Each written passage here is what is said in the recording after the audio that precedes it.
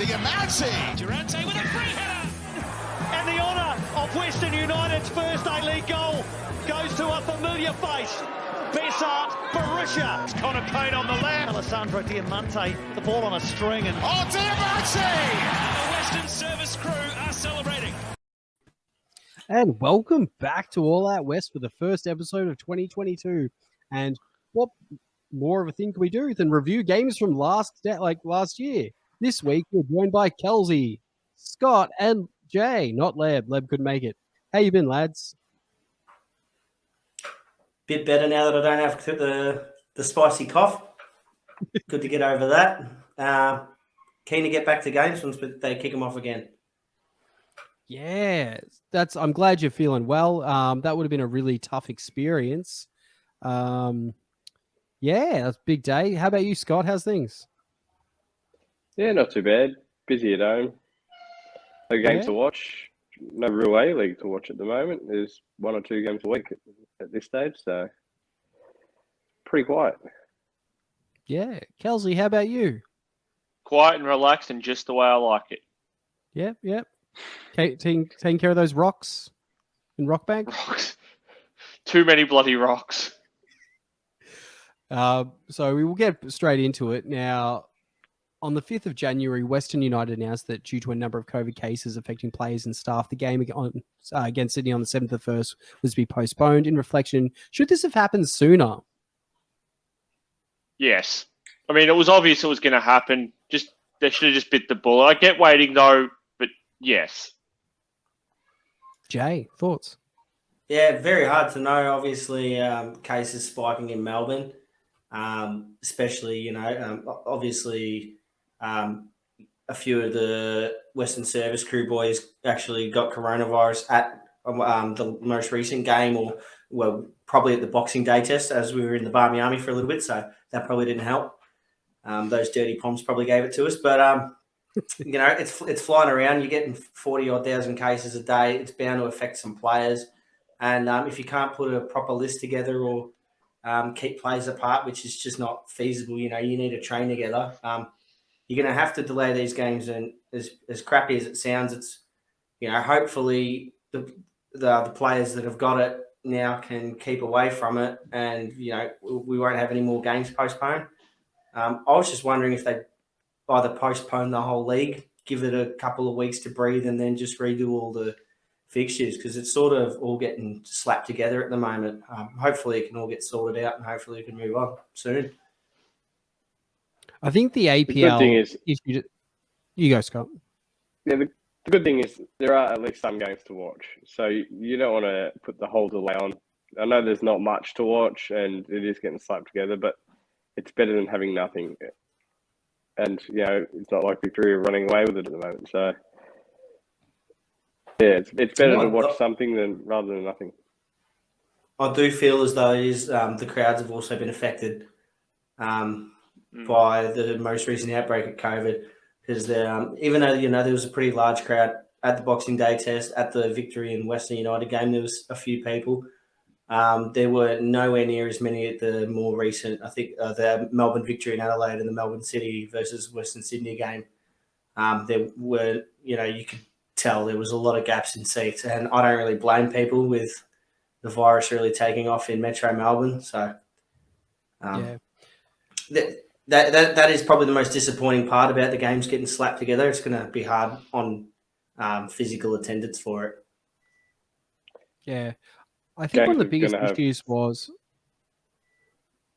Sorry, my phone lags quite a bit and doesn't start until you start.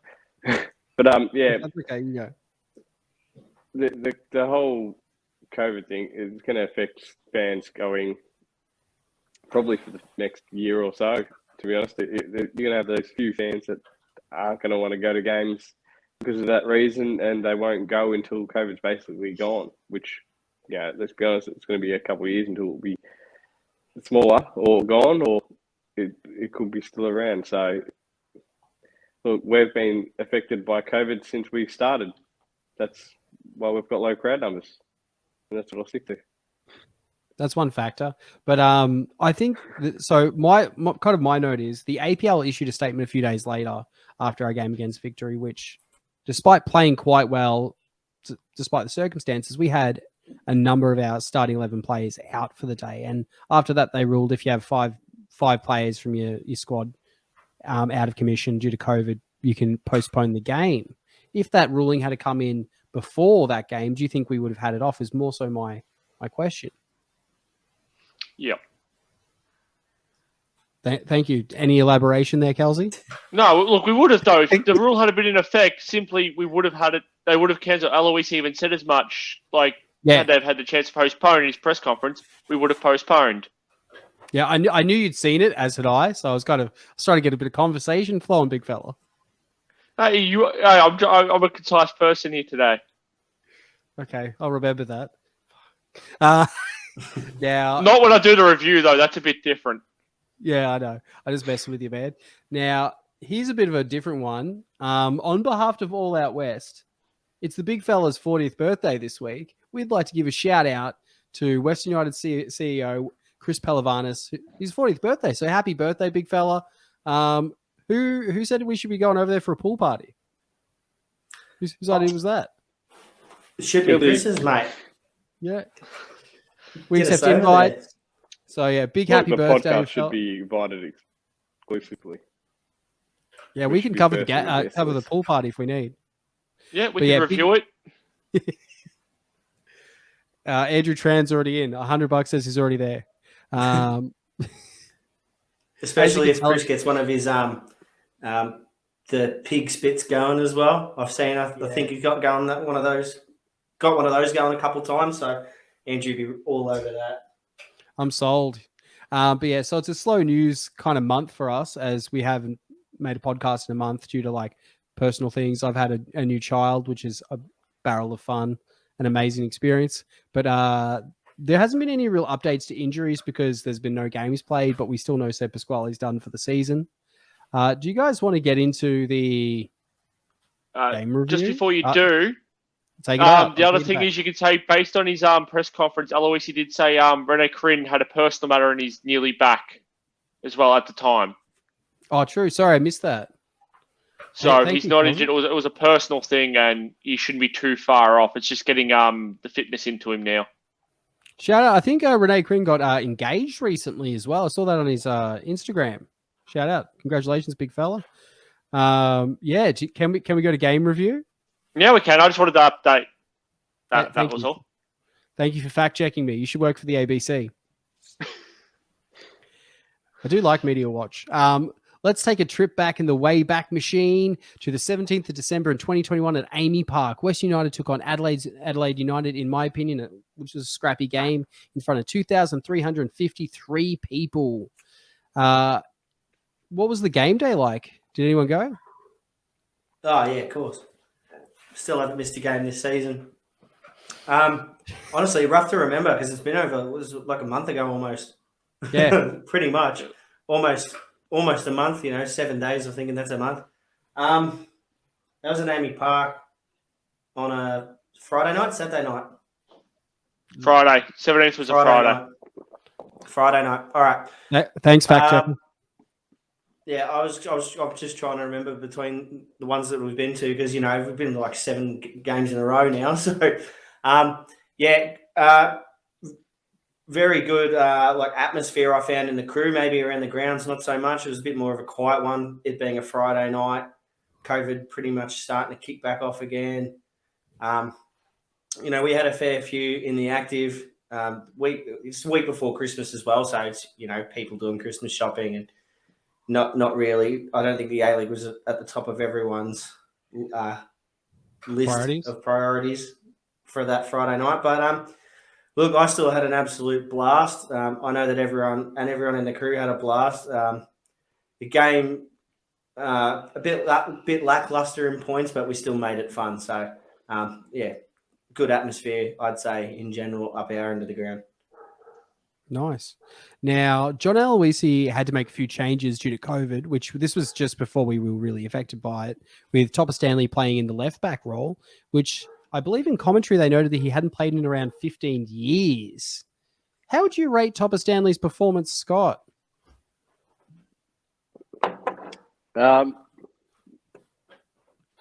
think he did quite well, if I can remember. It was quite a while ago, and I think I was busy that day, but yeah, we put together a decent. He did a good job. I saw you drinking, and I'm like, oh, Scott, he's a big drink. From memory, he didn't have the same attacking presence as Garuccio, but still slotted in up back and played played a solid defensive game. He did his job defensively. From memory from that game, he was a bit better. He was a bit better the next week, but it was a solid game from him. And look, at the end of the day, he was part of a team that kept a clean sheet. Yeah. The only problem being, it pretty much left Risdon and Wales running down the other side. Pretty much gave us all our attacking options. We really didn't get much from Topol's side, except when the ball got swung across to Payne. Topol, really didn't give us much going forward. And I think that sort of, it takes away one of your avenues to goal, which is, something that definitely would be a problem if we were relying on Topol week in, week out. But as a once-off, I don't think it's the worst thing. How do you rate his acquisition thus far, Jay? Definitely a good pickup. Plenty of experience and, an extra option for that fullback role because, then we can still play Mai and LaCroix. Just wondering why you wouldn't put Mai on that far side. He's a bit quicker. So they actually did that for the Victory game. They switched Risdon over to the left. They put I'll speak about it a bit more. Mai on the right, and then they had this pairing of LaCroix and Topol Stanley in centre back. Yeah, there you go. Maybe Aloisi's still getting used to his players, but you'd probably want the pacier centre half up on the side, and there you go. That's what happened next week, and then we conceded 3, so probably don't do that. Well, no, look, it was probably that they didn't think of it at the time, and then during the week because I think they were doing that a bit on the fly against Adelaide, whereas Victory, even though the squad was depleted, they had a bit of time with that defensive pairing to work out how they want the 4 to sit. They were patch jobs, and it wasn't. There were other problems leading to those goals that wouldn't be fixed by having Ben Garuccio. We'll review that game next, but they did end up doing that. The next game is my point. Yeah, no, 100%. Now, moving on, Adelaide dominated with 57% of possession, and we're throwing all but the kitchen sink or scoring a goal at the defenders with 5 block shots and 3 decent saves from Jamie Young. How do you think his game went, Kelsey? I thought he was really good, actually. Upon review, I actually left him out of the votes, and I'm actually going to change my 1 to him in that just as a spoiler. But no, he was really good. Again, by the end of that game, he'd gone 6+ hours without a single goal going behind him in the net. I mean, and the only goal he's conceded up to the Adelaide game was a set piece where everyone turned off and his view was blocked. I think he's been a great acquisition, and his performance for the club, not just Adelaide, but the previous 4 weeks has been fantastic and exactly what we needed after the end of last season. It's brought some assurity to that defence, and the defence as well has brought some assurity to the keeper as well. Definitely. Any other comments on Jamie Young? He's definitely making it hard for Ryan Scott to get back in. Do I brandish it now? Do I brandish it? Yeah. They took our Scott. Right, drop something. But in reality, I think he's doing a bang-up job. And if anything, he'd be a really good mentor for Ryan Scott in this era of his game. You know what I mean? Working with someone like him, however many, 5 days a week training, and then, you know what I mean? It's like Curdo. He would have learnt from Curdo. You need someone to help propel your goalkeeping team. So the deadlock was broken in the 44th minute as Lachie Wales assisted Connor Payne with a shot to the right corner. Scott, is this Connor Payne's best season?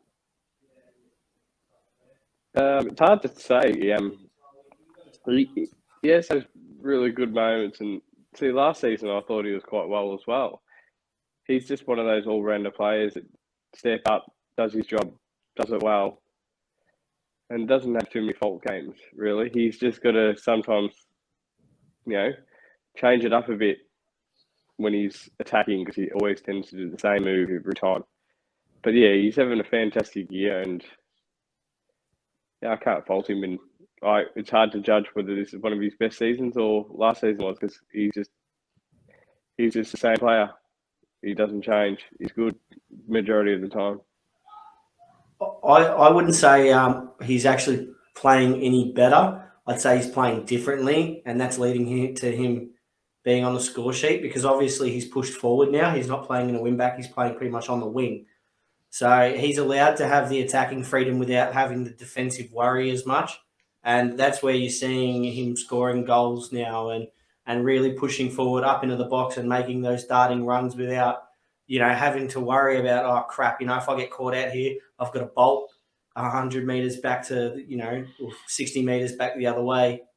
And I think that also helps, your stamina if you're not having to run back and forth the whole time. So we're getting extended periods of kind of pain running at the ball. And I think it's good in the sense that, obviously, I don't think we're lacking in wingers, but we at times are lacking in experience on the wings. And obviously, he's literally won us 2 or 3 games now. So, yeah, can't fault him. He's probably been one of, if not our best players. It might not always show it in our votes, but he's definitely always up there. I think it does. It reflects it in this last couple of games, Kelsey. Yeah, no, I think Eloise's use of him is put him to most damaging effect in terms of getting on the end product. By having that back 4 instead of a back 5, as Jay says, he doesn't have to track back. So it's just utilising him in the best possible way to be damaging where it matters, and that's on the score sheet. It is worth mentioning just quickly. Last time he played on the left wing, so before West United, was at the Mariners, I believe. So I believe the Mariners, and he won their Player of the Year, that you're season. Correct. So yeah, I'm fairly certain you're right on that. Yeah. Hopefully he can get another one for us this year. Now, a number of our big breaks were down the right side with Risen's runs, feeding the ball, and often catching the defender off guard with his physicality. How important is he to how the team moves the ball forward?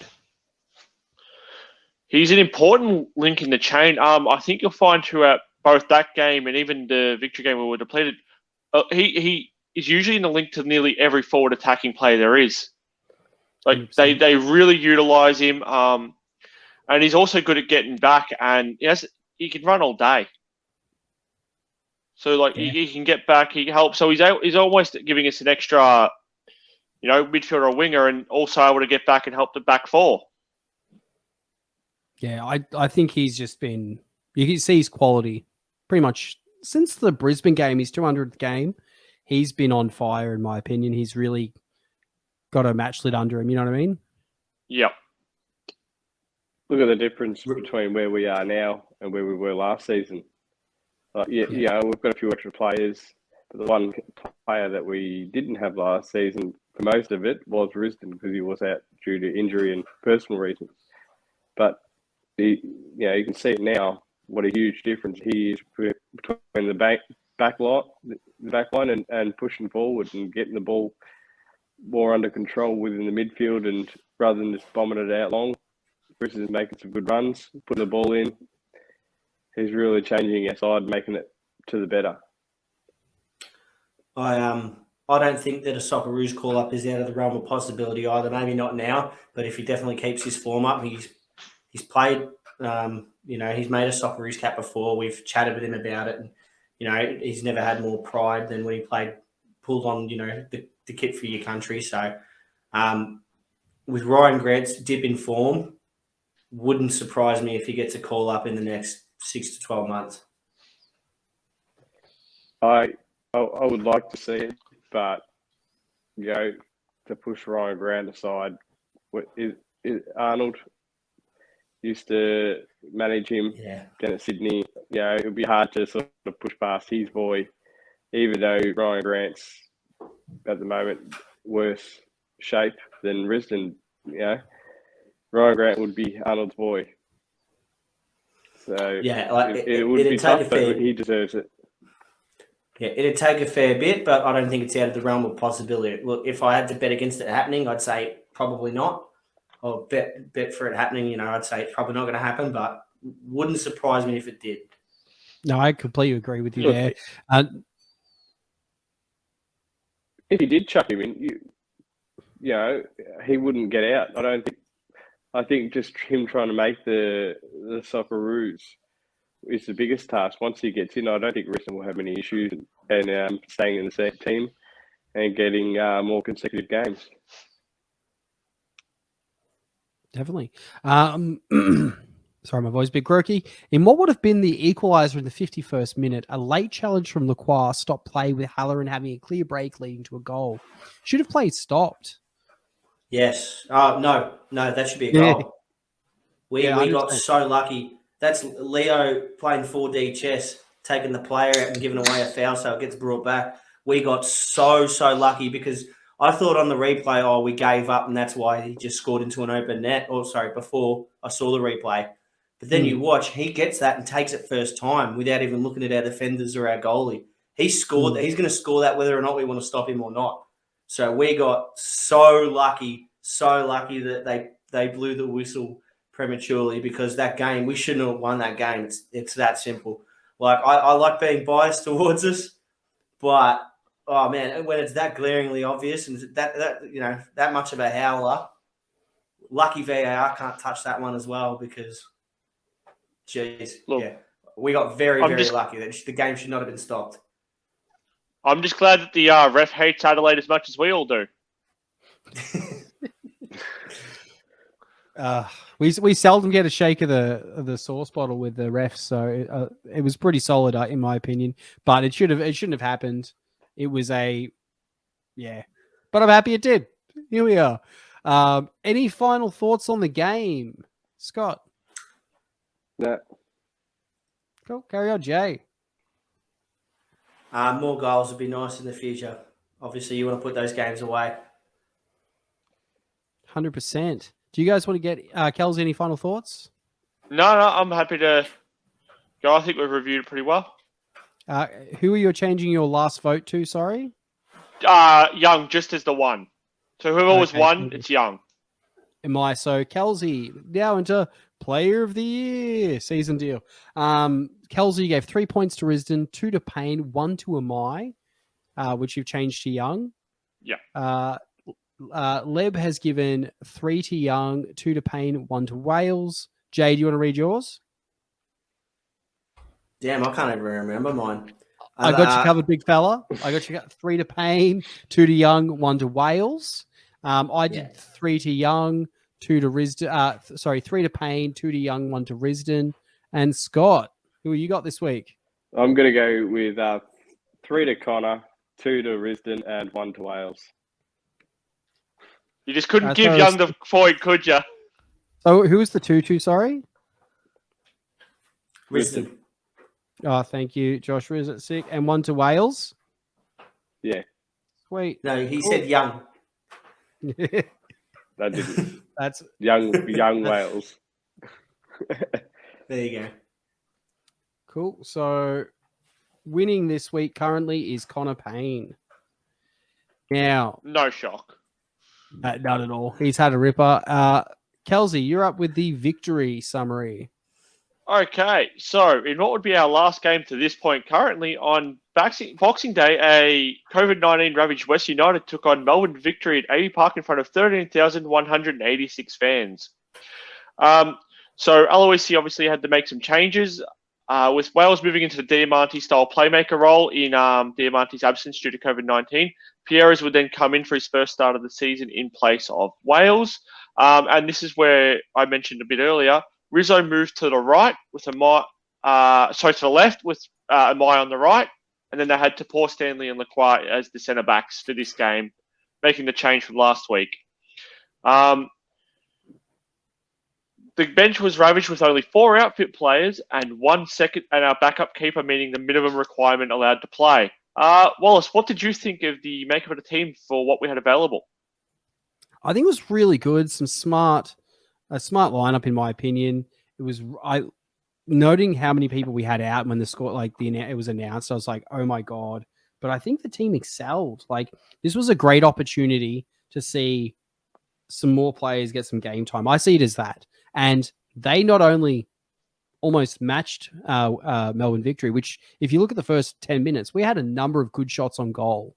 So I'm not taking it as a negative this game. I saw it as a positive because we performed well, and it was probably our worst game of the season. But I saw a lot of positives. I'll disagree. I'll say that was we had our worst 90 seconds of the season. And that literally because we played good football for I'd probably say 65, 70 minutes of that game. Like, didn't really look like we were getting worked over. Fell asleep at a corner, conceded 1-0, and then lost the ball at the kickoff. I'll get to those, buddy. Yeah. Stop skipping ahead of the actual goals here. Jeez, mate. Sorry, mate.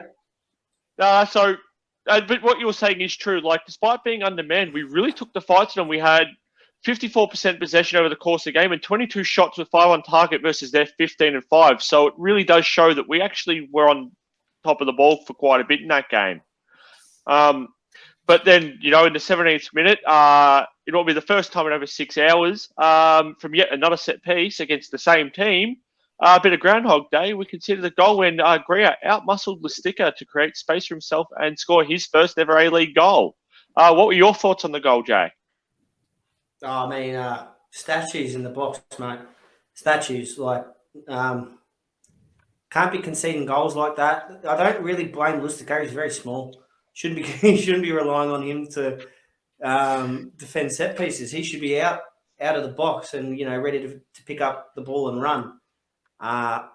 It falls to the bigger players, Leo and even Tomoki, Topor Stanley, maybe even Risdon. He's not exactly small, but it's just almost schoolyard stuff. You got to mark your players better than that. You should be getting free headers like that, and it's happened twice now. So it's just disappointing, just to be able to tap the ball in like that. And then obviously, what happened next was, I think, happened because of that shock. We were sort of statues for the next 90 seconds, and we'll actually go into that now. So, what was the proverbial 1-2 punch straight from kickoff? Kilkenny would actually turn the ball over straight back to Victory, and they would counter devastatingly, finishing with Brillante finding the back of the net. This would actually be our first goal from open play all season, and I think you're right. It was a bit of shock. Wallace, what are your thoughts on it? Heartbroken, devastated. I feel like starting an emo band in 2002. No, it was pretty hard to bear. That was probably the worst thing we've done since last season, the last 8 games. We'd shown such positive movement, losing control of the ball and unable to track back. It was hard to watch, but it is what it is. Like, Kilkenny's been good most of the season. Kilkenny had an absolute shocker to get that game, though. Gave us pretty much nothing. I hate to say it. After starting so well, he looked just average for. But I'll say all 11 of our players at that one moment from that restart were just statues. Essentially, they didn't know what was going on. I don't know what possessed Neil to sort of lob that ball and try and make that such an attacking play, though, because our players, I mean, it's definitely on the whole team. It's a team effort, but they hadn't reset yet. You can see Leo and Tomoki, they're scrambling. Jamie Young, after the goal went in, Jamie Young, watch the replay. Jamie Young is like hands up, pretty much saying, "What the fuck are you guys doing?" Leo's standing there like he's just, seen the Red Wedding or something like that, from Game of Thrones. He's just shocked. He couldn't believe what he was seeing. Not again. Yeah, they really sold our defence. Like, he basically sold our defence down the river. And Young was quite rightly livid with what happened. Our defenders pretty much ran for one player, like 3-on-1, and couldn't get the ball off him. Scott, you're muted. You're muted, Scott.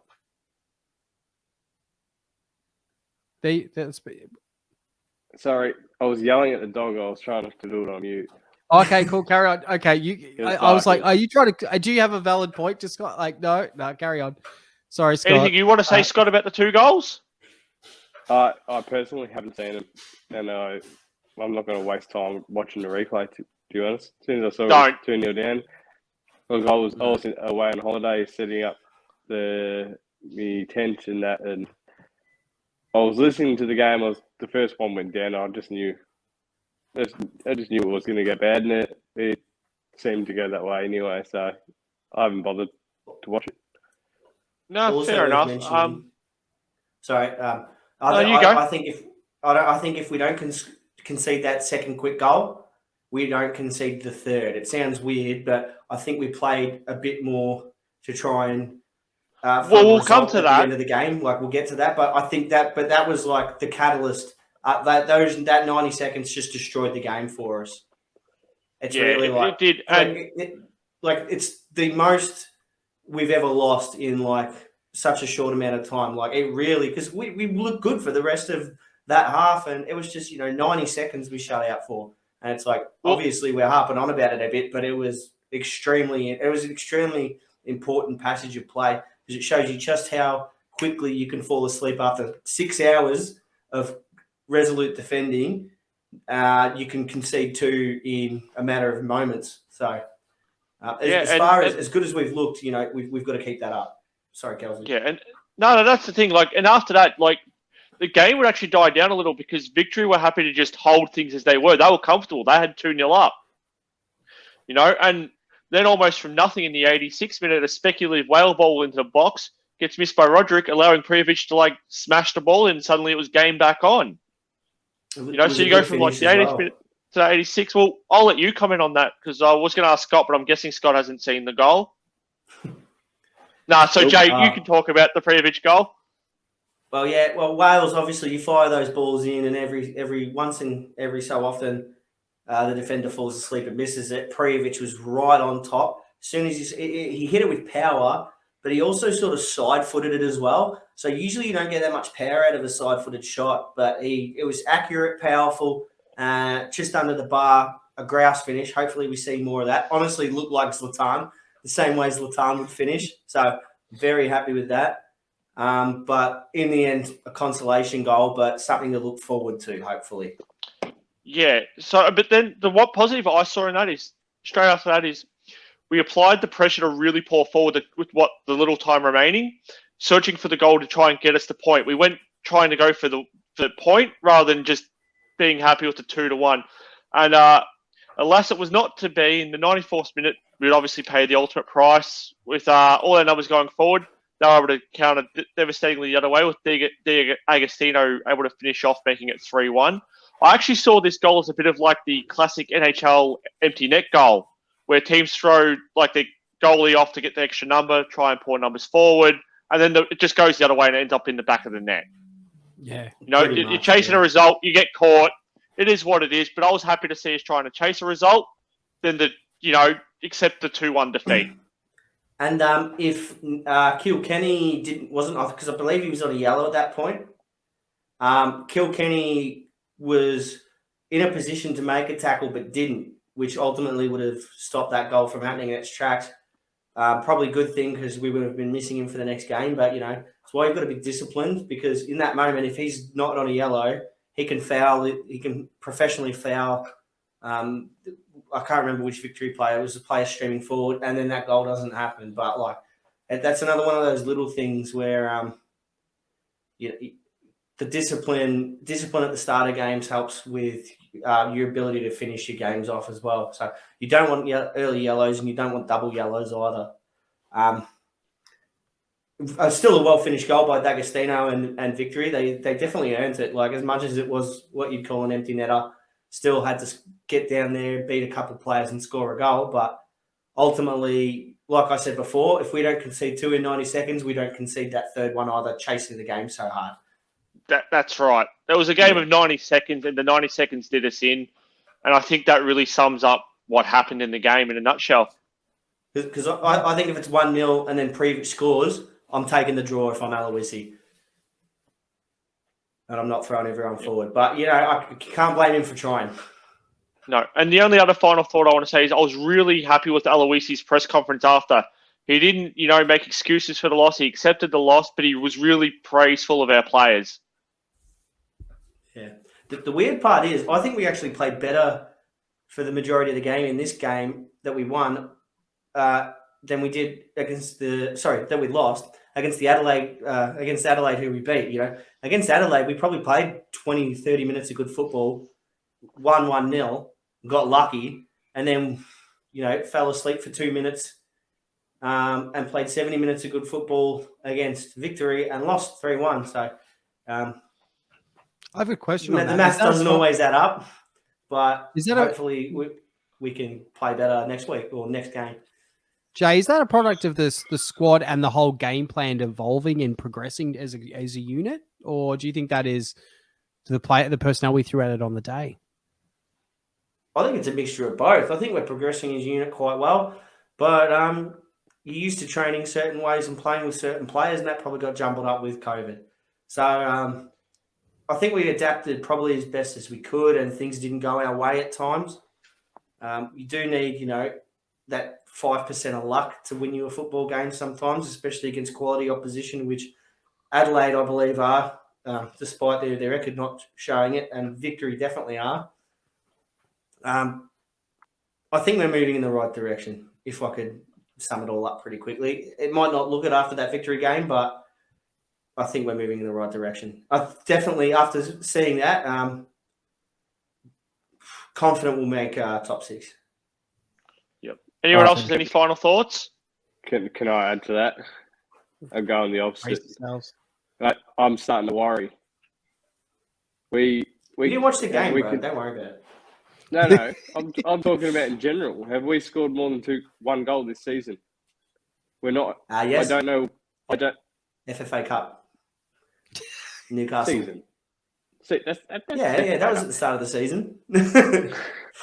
But I think we're starting to struggle. Our games is, all of our wins are only 1-0 wins.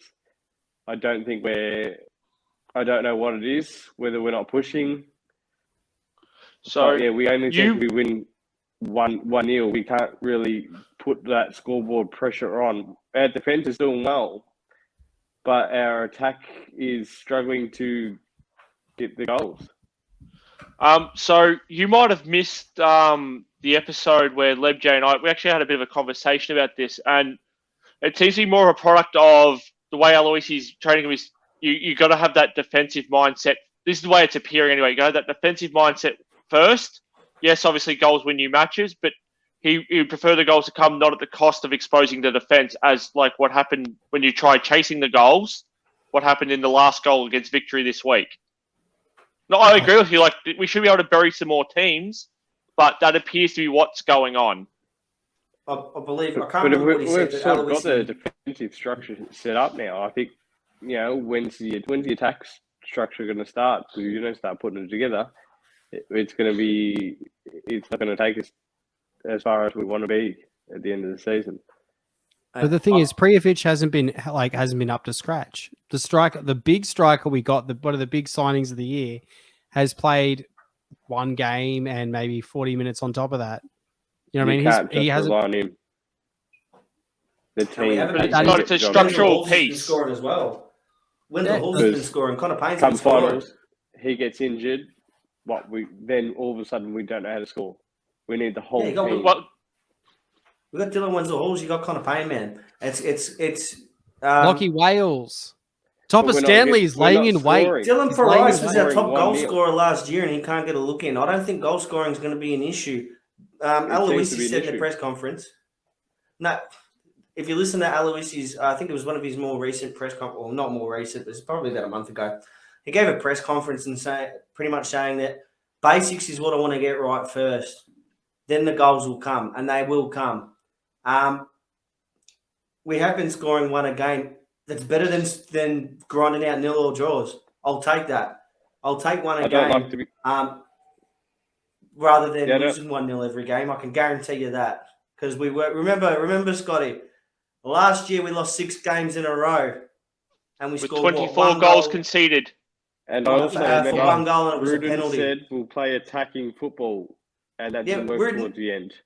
Rude played attacking football and look Just what happened. because Eloise We is conceded saying 24. one thing doesn't mean it's going to happen. I want to Yeah, see well, it. It's got to happen for me to believe him.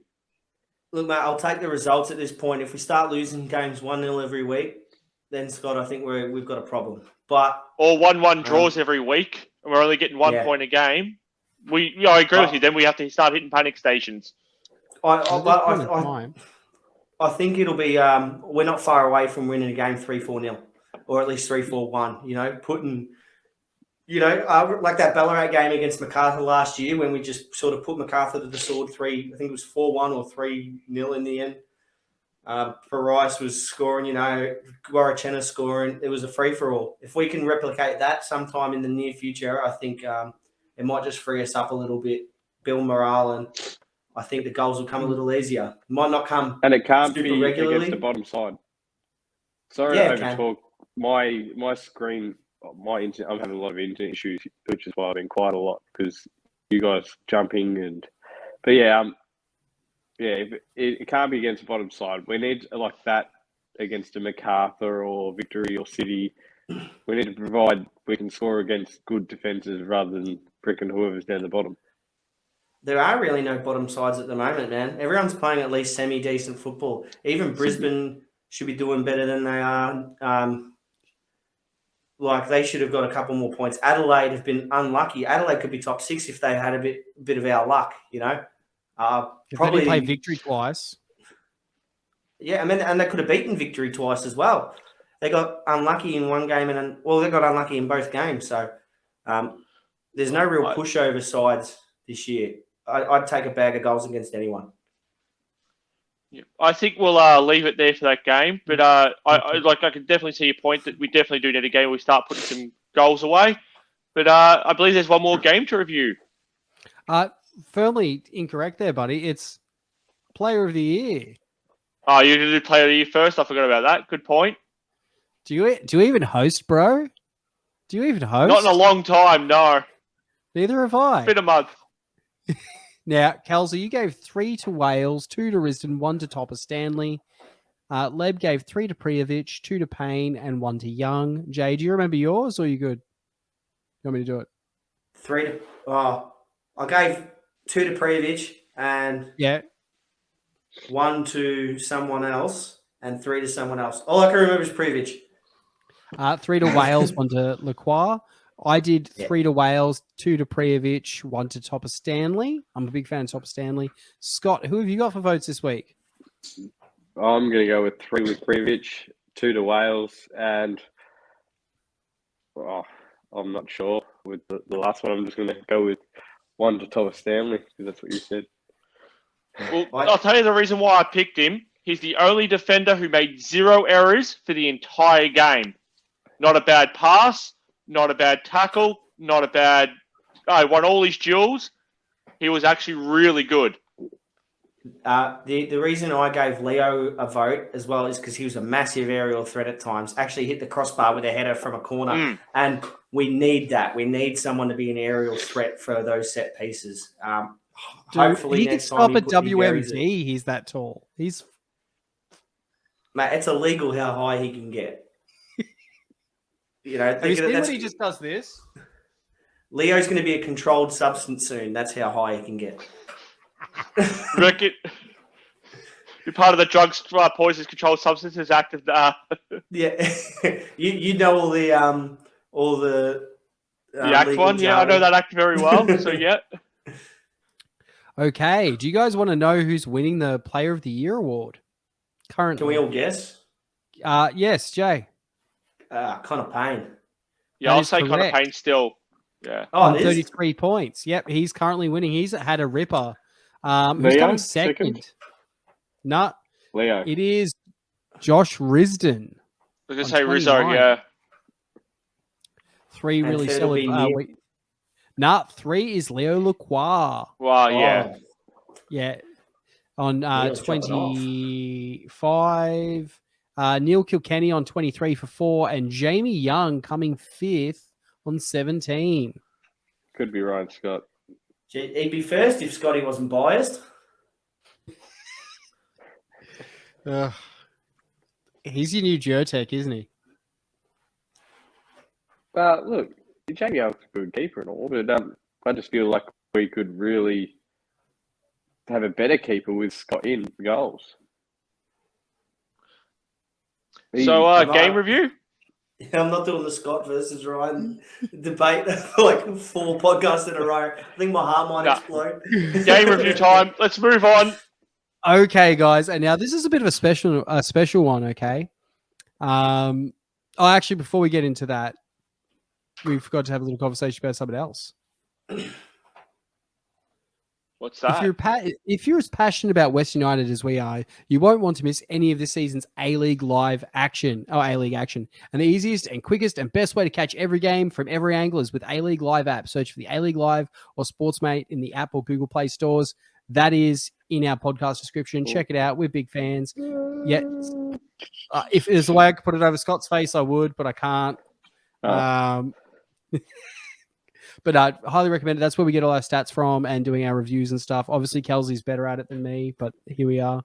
Now we can go on to the game review. Now, this is a bit of a fun one. I'm glad we get to talk about this. I was hoping we could do it earlier, but so Calder United smashed South Melbourne FC 3-0 to win the 4th consecutive Nike FC Cup at CB Smith Reserve. The tides turned in the second half with friend of the pod and dead set legend Alex Sinclair opening scoring at the 50th minute, and wow, the goals just kept coming. She was later interviewed and she said, "I'm a firm believer that no goal is ever scored alone, and to step up as a leader and help get the win, I'm so pleased." Now, the lead was increased with an extreme long-range belter from the boot of Montana Matthews. And man, best goal I've seen.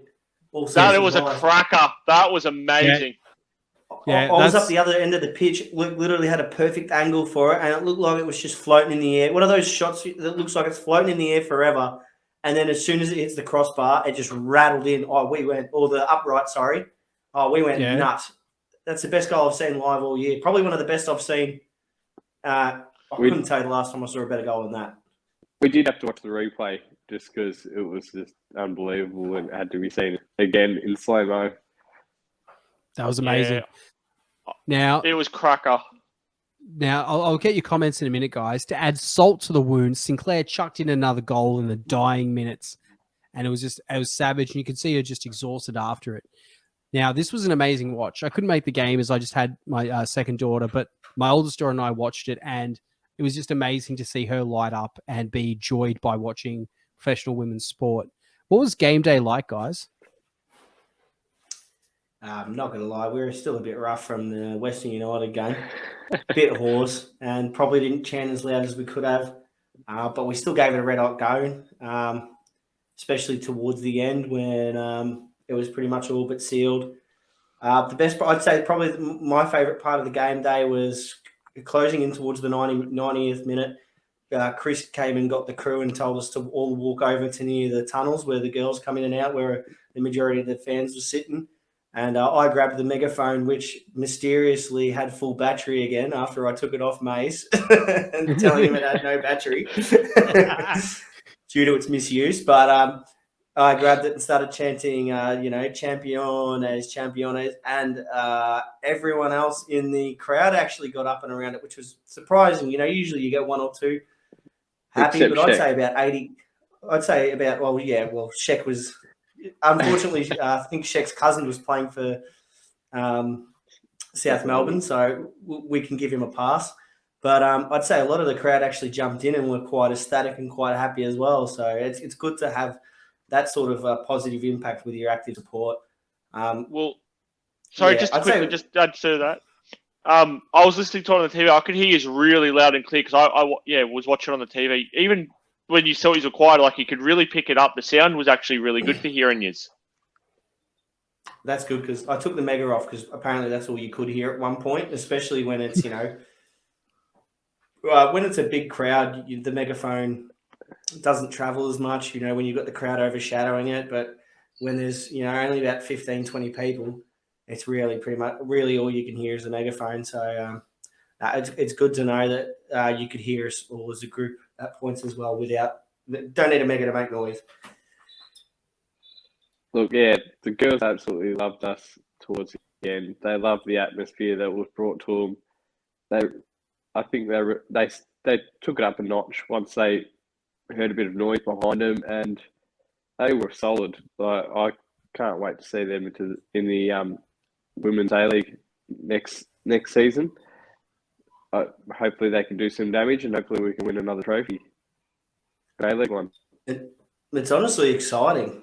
Obviously we probably will bring in some more experienced players. It's probably going to be a bit of an overhaul, but there's definitely the foundations of a team that can be competitive at the highest level at Calder United, soon to be Western United. So very, very exciting future that lies ahead for the girls that were playing and winning, obviously, their 4th Nike Cup in a row. So they didn't need Western United to help them out to start winning trophies, but good to see the trajectory they're on. Good unit of players.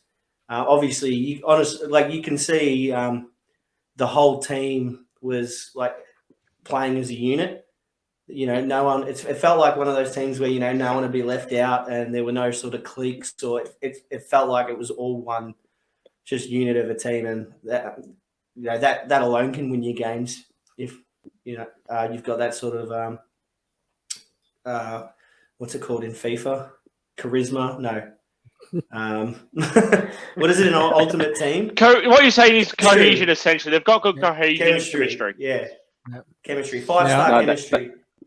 They really look like they're ready to take their next level, which is the A-League.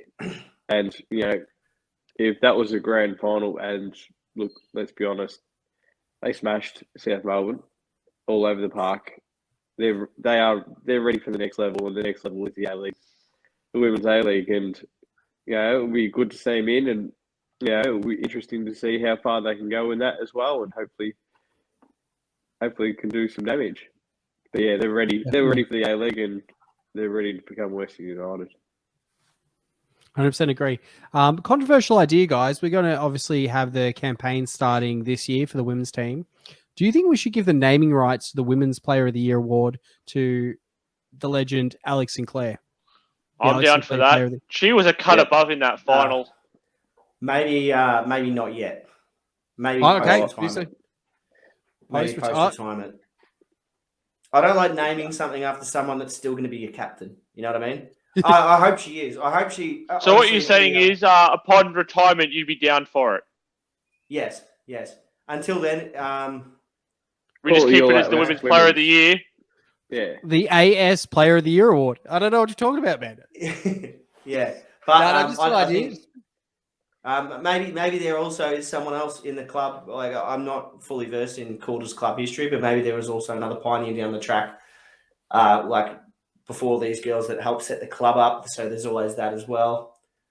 This is purely based on the fact she's been on the podcast.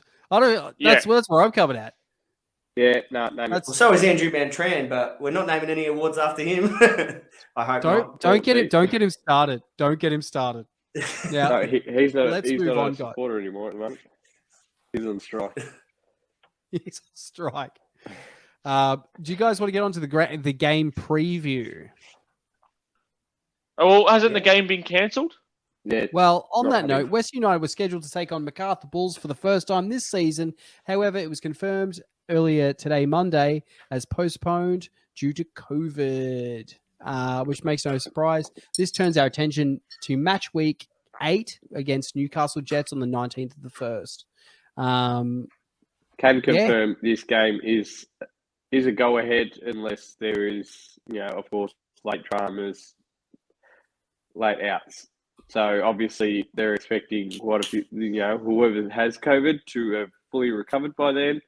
And yeah, it's been given the green light unless, of course, things turn sour, which could happen at any stage. So yeah. If worse comes worse, we can always bring Valentino back up to the team. You know what I mean? Just he can get promoted. Bring him up. Well, we do half own that club, don't we? So third. Why not? Third. We better get Valentino Yule out of this. But But yeah, so I just want to touch on that briefly. Did you guys want to talk about the tipping comp? Yes. I haven't tipped for a while. Let's just pass. I think I've missed a few games, but I've got to be close to the top. Now I'm I going to still share the haven't joined. screen. Kelsey, you are killing me. You can still win it. It's how bad this like. Can I win it still? So currently winning is Christopher Russell, 90 on 15 points. Crap. I've been smashed. Methodical Flamethrower, love the name, very brutal. Could be like a Cannibal Corpse song. Coming second on 14, tied with Woodster 99 and Jeff fourth. Old Whoa, code somewhere. a lot of names here. So tied on 13 points is Jeff FFS. Dejoka Baby, you're just a little bit ahead of me. I'm all out pests. Minimum ships, please. Lebby T on 13, and same with Jules. A-Trax coming 12th. Look at Scott, 19th. Where's Nick? That's all right. You can't win, Nick. Sherlock Machine. Yeah, he's 18th. They ain't winning. He beat me. Shit. What happened to Harris Mania? It's no longer running wild, brother. What you gonna do? So yeah, make sure you get in. We're gonna have a sick prize this season. And the toilet seat will go to whoever wins, but we will have a really sick West United themed prize. Can't go to any member of the pod. So if we do really well, which I currently am doing pretty solid. Can I win it? Not sure about you, Kelsey or Scott. Can't win the prize. Now, do you guys want to move on to around the grounds? I haven't really listened to anything because there's not much happening in Australian football. But there's something you want to talk about today. Yeah, I can talk about something. Yeah, I know you weren't talking to me, but let's talk about. Is it Chesterfield? What is it? Sorry. Am I wrong there? You talk about the upset of Newcastle in the FA Cup? No, wrong. No, you're talking about Kidderminster Harriers and Reading. Yeah. Talking about whoever Context, please, guys. He's about when Nottingham beat Arsenal. What? That's not really a big thing. Like, they're a championship team who beat Arsenal. I just knew it happens all the time. with that one. You guys lost to Bradford in the FA Cup. Hey, I just Shout knew out Bradford, my hometown. That's all I was over. I thought it was Chesterfield. I got that with Newcastle mixed up. It was a good first game for Trippier, but one of the big results from the FA Cup recently, which is now all live on 10 Play. 6th tier Kidderminster Harriers from the National League South beat Championship side Reading. So that's a 4-division. To put it in perspective, Kidderminster would have to get promoted 4 times to be in the same league as Reading and 5 times to be in the Premier League.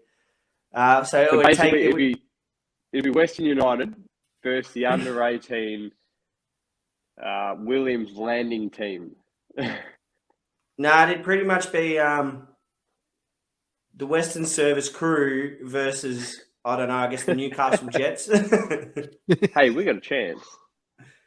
Exactly. Kidderminster had a chance and they put them away. So, no, shout out to them. It's good hearing those sorts of football stories from, players that are getting paid £20 a week versus that's what I want to see in £100 a week Australia, versus players getting paid $10K a week. That's what we want to see here in Australia. Speaking of that, the FFA Cup is rumoured to be filed patent for the Australia Cup. So the FFA Cup is likely to be renamed the Australia Cup, which I'm a pretty big fan of. I think that's cool. That'll look really prestigious. Well, they couldn't call it the A Cup.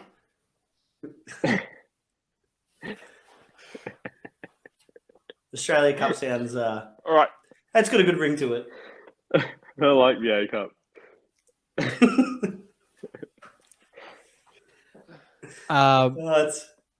On a more serious note, I believe, Jay, you wanted to say something about a situation in Australia. Oh, on a more serious note, yeah. So obviously there's been a lot of negativity online on the socials directed towards the first ever football player to appear on this podcast and, one of our own, Josh Cavs. However, recently, as of pretty much today, the recording of this podcast, I don't know if it was the federal police or the or the The state state. police. Just law I enforcement think it in was- general. Yeah, law enforcement in general have announced that they're actually going to be looking into some of the threats, especially the more serious ones that have been directed at Josh Cavallo, because other than just homophobia, which is obviously disgusting. He's also had death threats, which is obviously to be taken more serious. And it's just, it's a blight on the game. It's a game that's supposed to be for everyone. It's marketed towards everyone. It's a game that brings people together.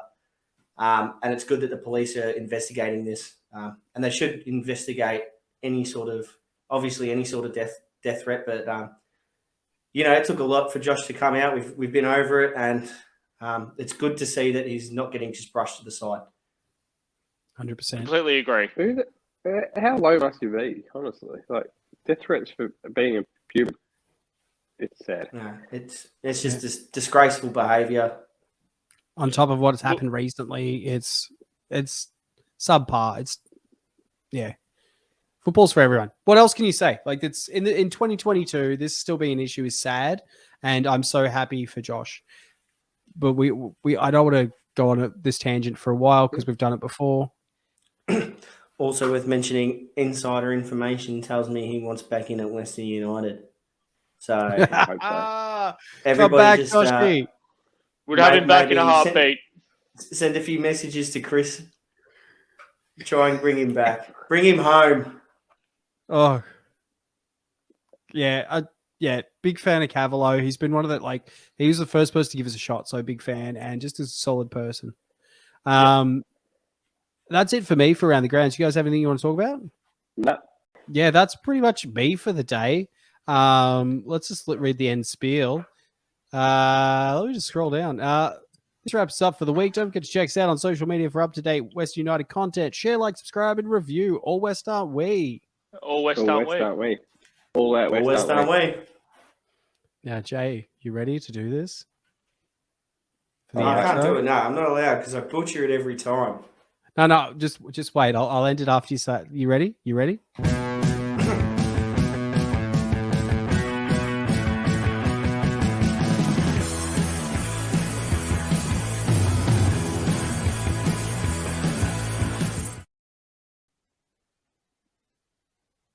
Do you know what? I Wait, can is this still explain recording? what- Crap. what- I thought what you Jay cut was right saying. after. I thought you were Yeah, gonna cut right I thought before you'd you ended went it, to the- man.